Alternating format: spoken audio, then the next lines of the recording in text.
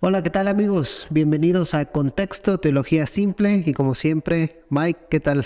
Bien, bien, aquí, listo para otra conversación. ¿Listo? Sí, listo. Bueno, pues hablemos, si quieres, reaccionemos a la mejor película del 2023 según los Óscares, Sí, que es, yo nunca me acuerdo del nombre, pero aquí lo traigo para... yo me lo aprendí así como A ver, ¿cuál todo es? en todas partes. Ah, aquí. No, se me olvidó. Aquí está, todo en todas partes al mismo Al tiempo. mismo tiempo, esa. Y en España dicen que es todo a la vez en todas partes. Bueno, en España Pero- siempre le cambian. Sí, en España tiene unos nombres medio un poco secos. extraños, No sé sí. si has visto que hay películas que las traducen en España medias Sí.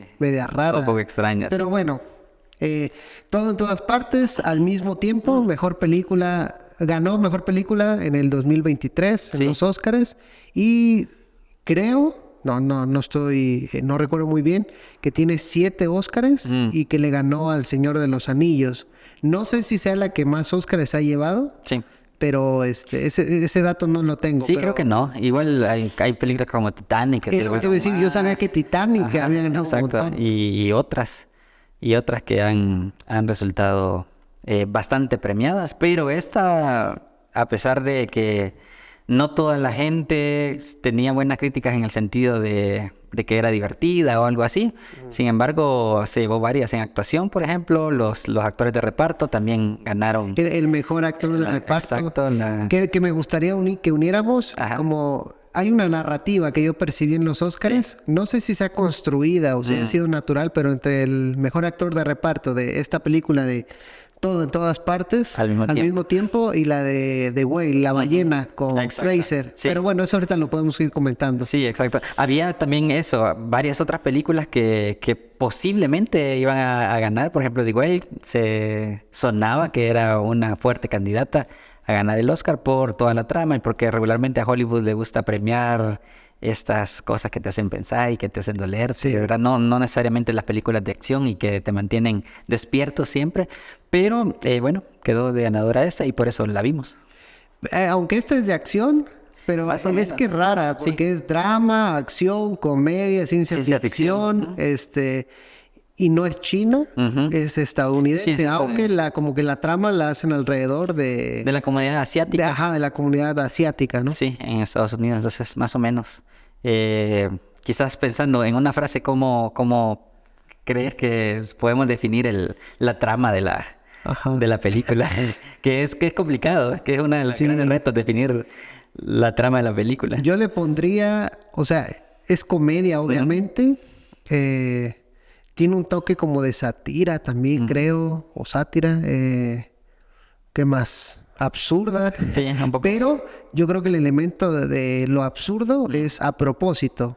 Porque ya ves que la película está llena de elementos absurdos. Sí. O sea, que uno dice, ¿y eso qué tiene que ver? ¿O por Exacto. qué? Tiene escenas como que tú dices, ¿y a quién se le ocurrió esta tontería? Sí, sí. Pero es que esas tonterías van como en el marco Sí, de la van granando. trama. Ajá. Quizá para las personas que nos escuchan o nos miran, la película trata acerca de una actriz Ajá. que, bueno, la protagonista, ella tiene una vida normal, digamos, tiene una lavandería y de repente alguien desde otro mundo Bueno, que posible, tiene a su familia, que tiene ¿no? a su Tiene un familia, un esposo y una hija que se llama Joy. que menosprecia Sí, sí. y que como que lo ve así Lo ve con de desdén. menos. Exacto. Y tiene una hija que es lesbiana. Sí. Y bueno, y llega su papá. Y llega su Todo papá. eso es al principio. Todo eso al principio y parece que desde otros mundos la llegan a reclutar, digamos, porque ella va a salvar todos los mundos posibles que existen, ¿verdad? Entonces, aquí vemos la parte de ciencia ficción, ¿verdad? Es decir, hay diferentes mundos coexistiendo al mismo tiempo y los diferentes mundos se han formado por pequeñas decisiones, sean personales o sean externas, porque hay mundos que se formaron por ciertas diferencias evolutivas, lo plantean así. Entonces, hay una infinidad de mundos existiendo al mismo tiempo y ella puede salvar de alguna manera todos los mundos Sí, de un porque enemigo común que se tiene. puede saltar, ¿no? Exacto.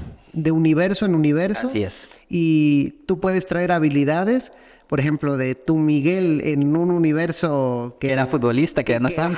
Tú puedes traer como las habilidades de que ahí eras futbolista profesional, las puedes traer al universo actual, como en el que se desarrolla la película, y traes esas habilidades. Por eso es que están saltando como de universos, pero hay un ente, como tú dices, de que está amenazando todos los universos. Así es, y entonces ella... han descubierto que puede combatir a este ente. Por cierto, ahorita estamos hablando de varios spoilers de la película, así que si no han visto la película, paren ahorita y mejor la miran y después regresan al podcast, pues porque vamos a spoilearla. Vamos a spoilearla toda, va a ser inevitable porque el final es como un cierre que yo creo que nos va a dar lugar a la reflexión. Sí, exacto. Entonces, bueno, ese básicamente es la trama narrativa. Y luego lo que pasa en medio son todas las dificultades que tiene para combatir a este ente maligno que está llevando todos los mundos al caos. Me gusta esa narrativa del caos que lo está llevando. Y interesante que en el universo principal, digamos, es la hija la que está llevando eso. O sea, la hija es el personaje maligno. La hija es el personaje maligno. Que tiene el nombre de Joy, que...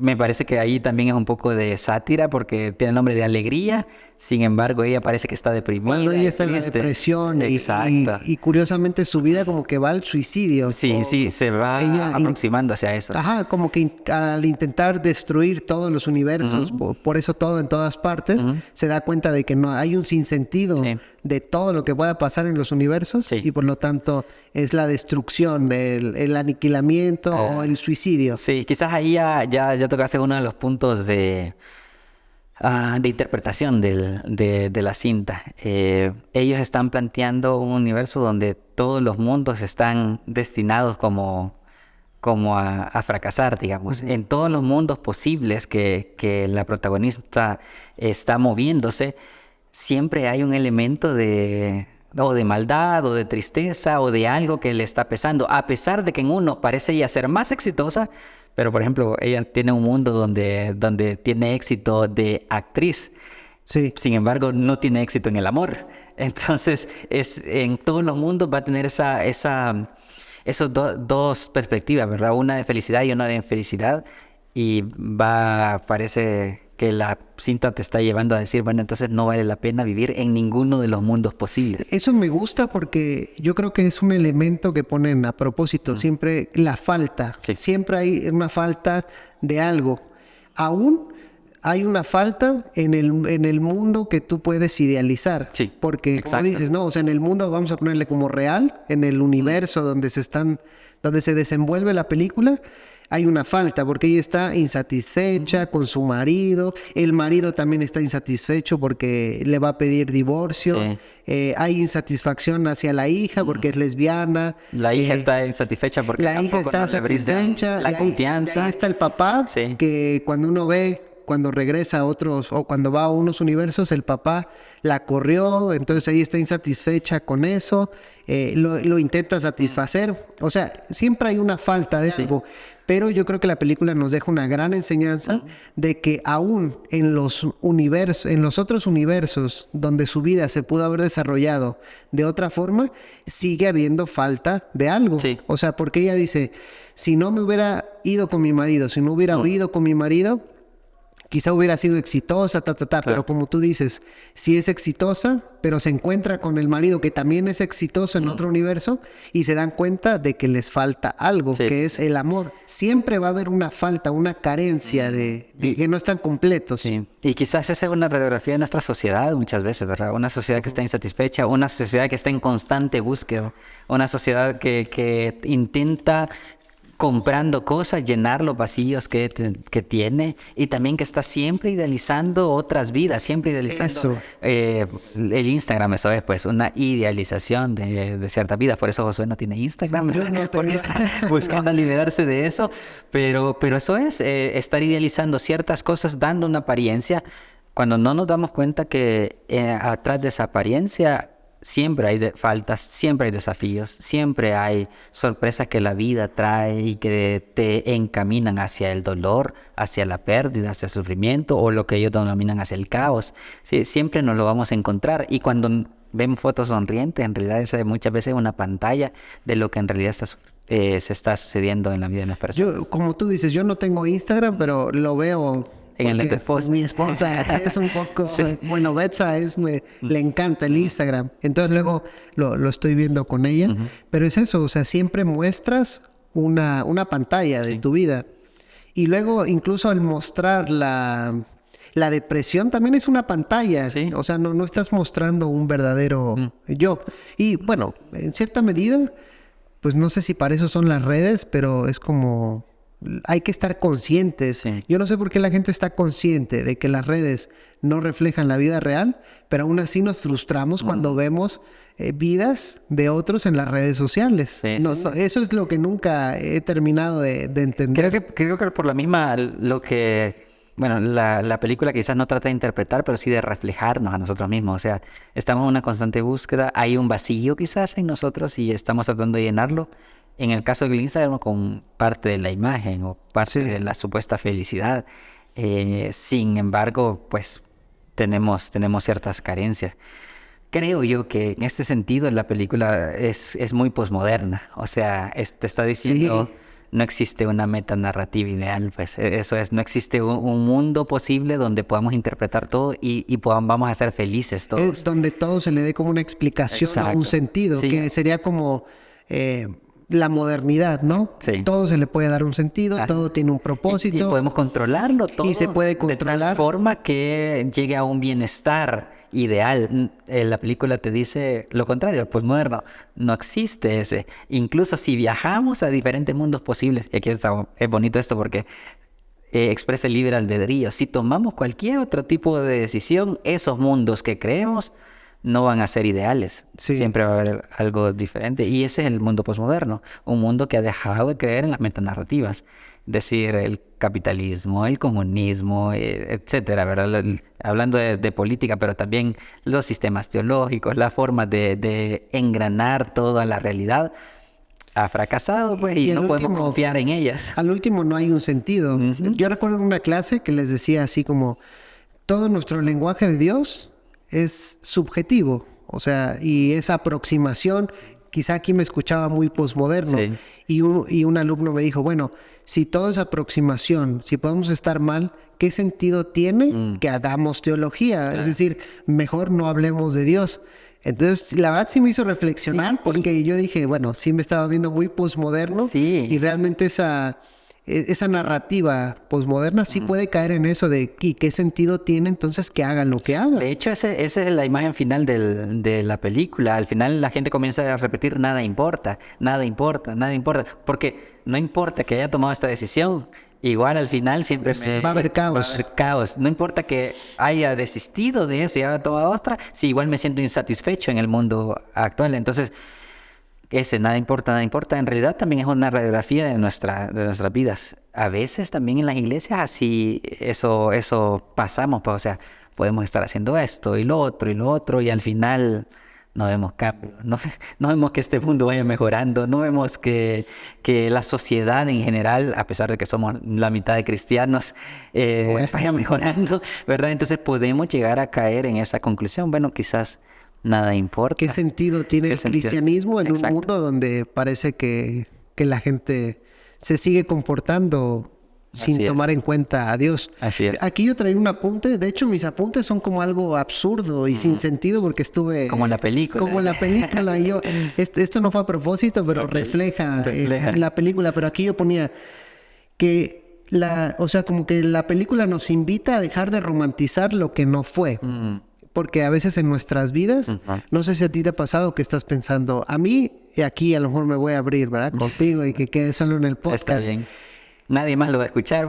Yo estudié administración de empresas y todavía le sigo sin encontrar sentido a ese estudio porque no me gusta, lo hice realmente para sacar una carrera, pero ahorita que estoy en teología me encanta y yo digo, ¿por qué no estudié algo que hubiera sido afín a lo que ahorita estoy haciendo? Estoy romantizando lo que no fue. Entonces estoy pensando, si hubiera estudiado filosofía, si hubiera estudiado sociología, si hubiera estudiado historia, ahorita estaría mejor dotado, estaría mejor capacitado.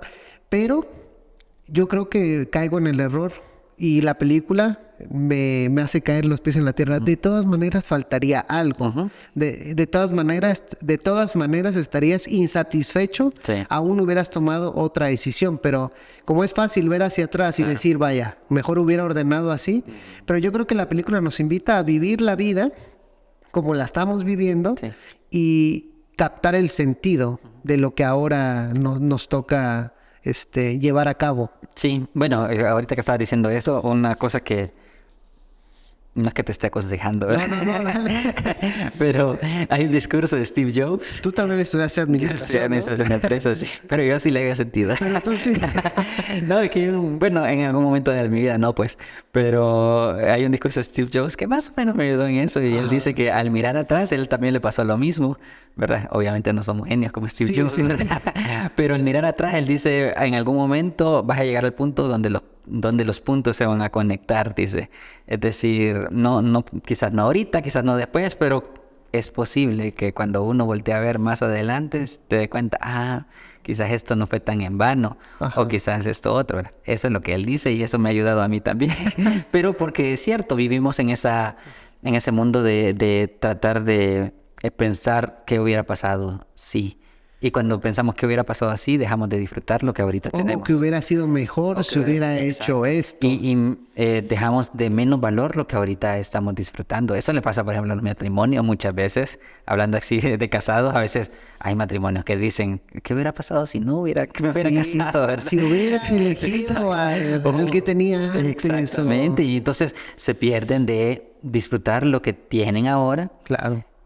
Pensando en algo que simplemente es idealizado y es inexistente, no existe en el mundo material, pues, porque al final de cuentas no hemos encontrado esta máquina que aparece en la película de cómo viajar a los otros mundos posibles, ¿verdad? Tenemos que vivir el mundo que nos ha tocado. De hecho, vivir. yo interpreto, no sé si estaría muy bien, pero yo interpreto que incluso viajar a otro universo. En la película ponen que para viajar a otro universo tienes que hacer cosas absurdas. O sea, tan absurdas como comer chicles. O bueno, hay unas escenas. Hay una escena bien extraña, ¿no? Pero a lo que voy es de que todo eso es absurdo. O sea, para viajar al pasado hay que hacer cosas absurdas. No es el pasado. Para viajar a otro universo y cambiar o traer cosas de otro universo a esta vida.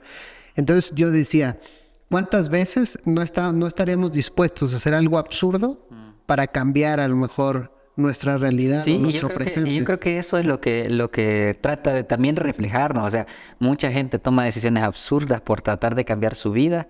Absurdas para el exterior, pues. Sí. Porque... y al final le va mal, pues. Le va mal, la nueva decisión que tomó lo llevó a un camino diferente y entonces uno dice, esta decisión fue absurda, pues. O sea, si hubiera quedado viviendo el mundo que le tocaba... ¿Alguna vez viste la película El efecto mariposa? Sí. Muy parecida, sí. Algo así, ¿no? De que cada vez que regresa y quiere cambiar el futuro, pues... se desencadena otra tragedia en esa película, El efecto mariposa. Pero... es que así, y quizás esto sí es real en nuestro mundo. O sea, cada decisión que tomamos importa. Cada decisión que tomamos importa, sea para bien o para mal. Cada decisión va a desencadenar una serie de eventos, ¿verdad? Que nos van a cambiar el rumbo. Y aquí, esta película también es bastante... buena ponerla a dialogar como con algunas teologías deterministas de la historia. Es decir, Dios ha determinado todo lo que te va a pasar, o Dios tiene un propósito para tu vida.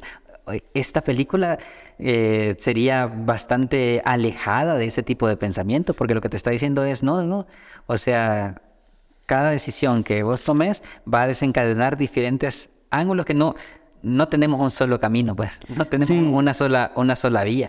De hecho, por aquí lo había puesto en algún lugar que era...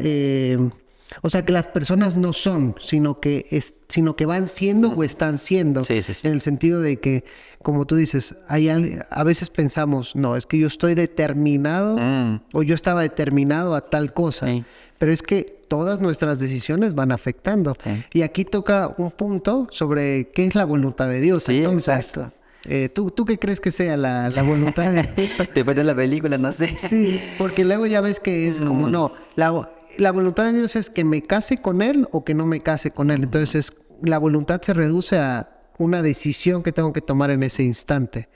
Pero yo no lo veo tan así. Sí, yo creo que la voluntad de Dios no es tan individualista como nosotros la pensamos. Es que nuevamente, nuestro enfoque de Dios es muy individualista. Sí. ¿Cuál es la voluntad de Dios para mí? ¿Verdad? Creo que la Biblia lo que nos refleja en su mayoría es la voluntad de Dios para toda la creación, incluyendo la humanidad. Entonces, la voluntad de Dios es que todas las cosas, al menos en el Nuevo Testamento, sean reconciliadas en Cristo, ¿verdad? Y que nos alejemos del caos y volvamos a la nueva creación. Entonces, eso me parecería que es no solo la voluntad, la misión de Dios y lo que está haciendo en el mundo. El punto es cómo formamos parte de esa voluntad de Dios.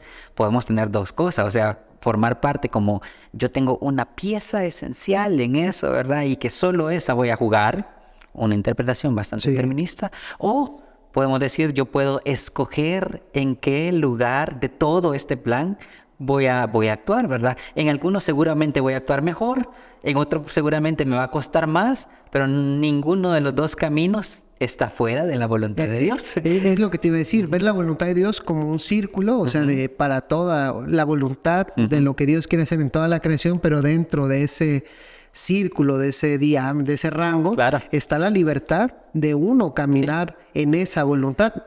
Y puedes elegir una u otra y las dos pueden ser la voluntad de Dios. Exacto. De tal forma que, por ejemplo, ¿con quién me voy a casar? Bueno, cásate con alguien que te guste y que lo querrás, pues. Y que al final de cuentas sepas que vas a llevar un camino que juntos lo han decidido, ¿verdad? Pero si decidís casarte con otro y deciden otro camino, ¿verdad? Y también le sirven a Dios y le sirven a su misión y le sirven a esto que Dios está haciendo en el mundo. O sea, también caminar.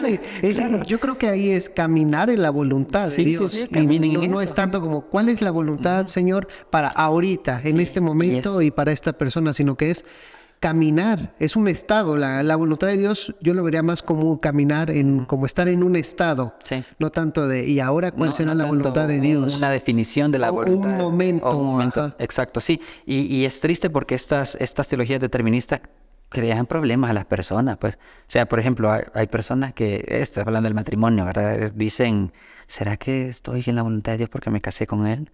¿Verdad? Y esa es una duda constante, no los deja ser felices, no los deja servir juntos a Dios, no los deja hacer futuro juntos. ¿Por qué? Porque están pensando de que se equivocaron de voluntad de Dios, ¿verdad? Y lo siguen pensando. En algún momento se dan cuenta, no, sí, es la voluntad de Dios, y transcurre algo y están bien. Pero pasa algo que una pelea, que es lo más normal en el matrimonio, o algo que no se entiende y ya otra vez vuelven. ¿Será la voluntad de Dios? Te hace estarte tambaleando. Quizás no era la voluntad de Dios porque mira cómo peleamos, pero es que esa es otra cosa. Que sos muy enojada. Entonces, ¿cómo no va a pelear? Pero esa es otra cosa, ver que si tú caminas en la voluntad de Dios, todo tiene que estar bien, o todo se tiene que acomodar. Y es que caminar en la voluntad de Dios no es fácil, no es de que todo se vaya a acomodar, no es de que todo se vaya a dar bien, sin problemas. Y siempre trae problemas. Caminar en la voluntad de Dios es caminar también en la realidad de este mundo. Exacto. Con todas sus dificultades, con todos los problemas y tratar de superarlos. Sí, y otro problema que creo que se da y es que mucha gente se anda preguntando todavía ¿cuál es la voluntad de Dios? Y pasan 10, 15, 20 años y no encuentran la voluntad de Dios para su vida. O sea, y eso es triste pues porque pudieron estar disfrutando el caminar con Dios, la relación, el servir a sus hermanos, el estar en la comunidad sirviendo a la justicia y el reino, pero como se pasaron 15, 20 años preguntándose cuál es la voluntad de Dios, no lo pudieron disfrutar. Quizá ya estaban en la voluntad de Dios y no se dieron cuenta y estuvieron presionándose para encontrar una frase, que a veces algunos así lo hacen, pero una frase, lo que Dios quiere para mí es esto y esto, o sea... Pero mira, has tocado otro tema que yo creo que está en la película, que es ante el sinsentido que puede haber, porque en este mundo de caos, uno hasta como cristiano puede caer en el sinsentido y bueno, ¿qué sentido tiene todo lo que estamos haciendo si el Señor no viene, si el Señor no cambia, si hay tanta violencia, si hay maldad? Y yo creo que la película nos orilla a elegir la bondad y el amor. Y eso, pues yo creo que es algo muy bíblico. Sí. No estoy diciendo que la película se basó en los valores de la Biblia, pero sí está rescatando algo que conecta con nosotros, Sí. que es elegir la bondad y el amor, porque el amor dota de sentido, Sí. incluso donde no hay sentido. Esa frase está genial para tenerla en un clip. ¿Verdad? Sí, yo rescaté 2 frases que creo que lo dijeron. Número 1, sé bondadoso, especialmente cuando no sabemos qué está pasando. O sea, cuando... Ese creo que es del marido, Sí, ¿no? sí, sí. Que le dice a la esposa Evelyn. Eso, creo que en algún momento él le dice, hay que ser bondadoso. Cuando las cosas no sabemos, bueno, elijamos la bondad, elijamos ser buenos con nosotros. Y lo otro, siempre hay algo que podemos amar. Ok. Y siempre vamos a encontrar personas y misiones o propósitos, vamos a decir, a los cuales amar y a los cuales invertir nuestro tiempo, a pesar de que el mundo se esté cayendo a pedazos. De hecho, las imágenes final, cuando estaban diciendo, no importa, yo, y de hecho decía esto, nada importa, la mamá la abraza. Y entonces le dice, date cuenta que este momento sí importa, sí tiene significado. ¿Por qué? Porque hay amor, porque Claro. lo están viviendo. Entonces, creo que esas son dos vías. que podemos Yo trabajar. igual, de hecho hasta lo copié la frase, ¿no? Que creo que Evelyn, la mamá, le dice, a pesar de todo, quiero estar contigo. Porque ya ves que la hija, pues, se quiere ir, quiere se irse. quiere, bueno, vamos a interpretar como que se quiere extinguir, suicidar, etcétera. Entonces la mamá le dice, a pesar de todo, quiero estar contigo.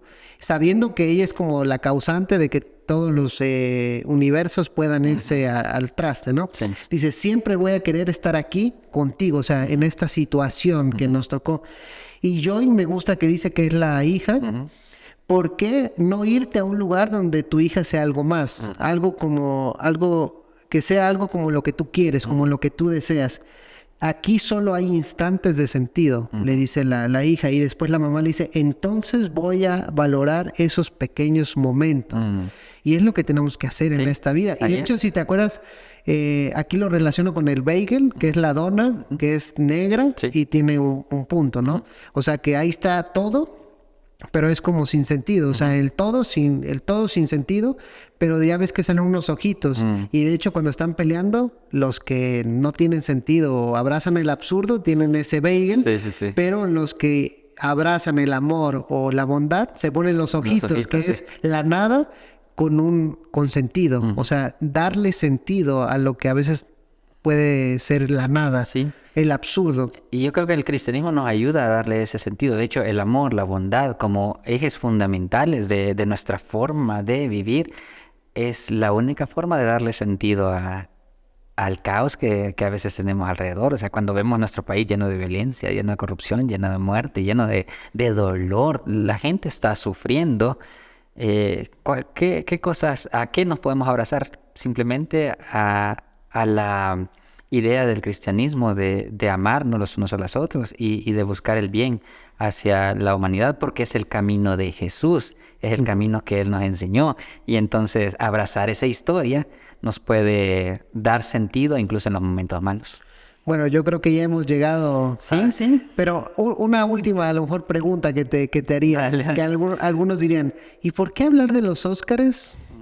Ya, o sea, creo que lo hemos ejemplificado, pero ¿por qué hablar de los Óscares en un podcast de teología? Es Sí. como, ¿y la Biblia y eso? Pero tú ¿qué Sí, yo responderías? creo que las películas le dan una radiografía a nuestra forma de pensamiento. Es decir, esto del sinsentido, de la nada, del caos, es la forma en que le estamos viviendo. Y a través del arte nos lo están ejemplificando. Nos dicen, miren, este es el mundo que estamos viviendo. ¿Qué respuesta le vamos a dar a ese mundo? Y entonces nosotros, los teólogos, los cristianos, tenemos que responder y entrar en un diálogo con la película y decirle, nosotros tenemos una historia mejor, una historia que le puede dotar de sentido a este caos, que es la historia de Jesús, una historia que le puede dar el amor y la bondad y el lugar desde donde nacen esas cosas, ¿verdad? Porque quizás en el mundo el humanismo puede ser el que nace eso, ¿verdad? Pero nosotros decimos, es Jesús el que nos hace amar, es Jesús el que nos hace ser buenos, y eso le provee sentido a nuestra existencia en este mundo. Quizás ya no tenemos al cristianismo como la metanarrativa, ¿verdad? Porque que en muchos momentos se ha visto así, pues quizás no. Quizás es la contranarrativa Sí. ante estas otras narrativas que se nos están vendiendo. Bueno, yo creo que con eso podemos cerrar. Ok. Así que gracias amigos por vernos en otro podcast más. Hasta la próxima.